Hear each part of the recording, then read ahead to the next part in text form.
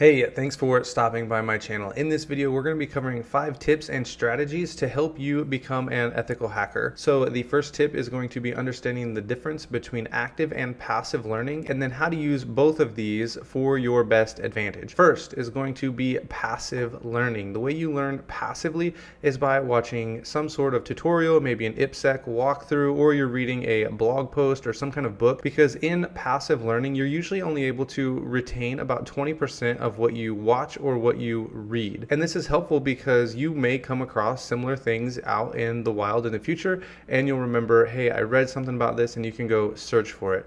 But it's not as good as active learning. So you need to be able to use both of these. You need to be able to use some downtime to just read and watch YouTube videos and tutorials, but you also need to be involved in active learning, and that is actually going out and trying to pull off an exploit, have your fingers on the keyboard and have open a box or some kind of lab and be working on exploiting it. So both of these different methods for learning you will want to use. And number 2 is one that I developed on my own when I was trying to learn how to program, and that is to review information that I have learned in the past, usually within the past week, until I feel like I really have a good grasp on it until I move on. If you just spend one day trying to learn an exploit or some kind of vulnerability and then you just move on, when you see it in the wild, you might not even recognize it because your brain has already dumped that information because you didn't review it and you didn't try to exploit it and you didn't spend enough time ingraining it into your long-term memory. Make sure when you learn something, even if you think you have it down and you understand it really well, review it for several days, and then once a month, make a list of all of the things that you've been learning and go back and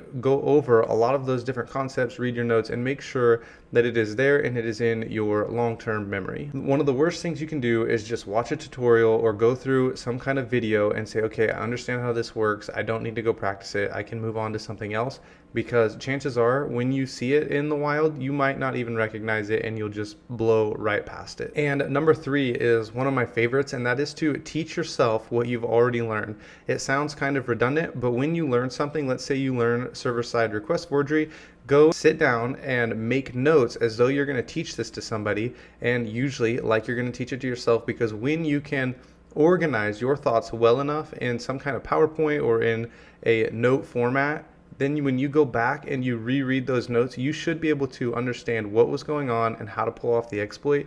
And so teaching yourself the exploit is really helpful. And I like to do this through some kind of PowerPoint or through some kind of note-taking format, so that if I was to deliver this information to somebody, I would have it right there and it would be organized and well thought through. So teaching yourself is number 3. And number 4 is write down all of your questions as you're learning. So if you have a question, you can easily just go and Google the question and get the answer, but the chances are you're probably going to have a similar question or maybe even the same question in the future if you have not committed it to memory. So writing down your questions will also really help you when it comes to reteaching yourself. Maybe whatever YouTube video you were watching or whatever tutorial you were working through, maybe the instructor just left out something or it was very fuzzy, and you can write these down in your notes, and that way it is clear in your mind in the future. Okay, so number 5, this is one I learned in my PhD studies. I had to take a course on Bloom's taxonomy and how learning works, and we had to read a bunch of books on how the brain works, how you store memories, and all of the different learning styles, and this one turned out to be really helpful. And one of the most important things that I learned in our research of how learning works and reading about the neurological studies of learning, and that is to sleep and sleep well. Before you skip this one and you say, yeah, I know sleep is really important, there's a few things that I think are really important if you have the ability to study a specific way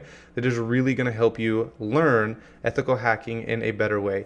And that is, if you can study at night, if you are disciplined enough at night before you go to bed to sit down for an hour or 2 hours and just study and practice hacking boxes and going over concepts, this is really going to aid you in the future, because when you fall asleep, the memories that your brain stores first are the ones that were the most recent, which would be all of that time you spent studying right before you go to bed. So if you are disciplined enough, then I would suggest doing that and studying late in the evening right before you go to bed. For the rest of us, I know that I cannot do that. I get up really early in the morning. We just need to go go over the material a little more frequently than those who are able to study late at night. And the bonus tip is to chew gum while you are studying. The research that I read on this specific case had wide-ranging results stating that anywhere from 1 to 10% of your attention and alertness will be increased. And so with those studies, the conclusion was it increases your ability to remember and stay alert and focus, but to what degree is not known. So just chew gum and know that it is going to be helping you in the long term. If you have any study habits you would like to add to this list, please let me know what they are down in the comments.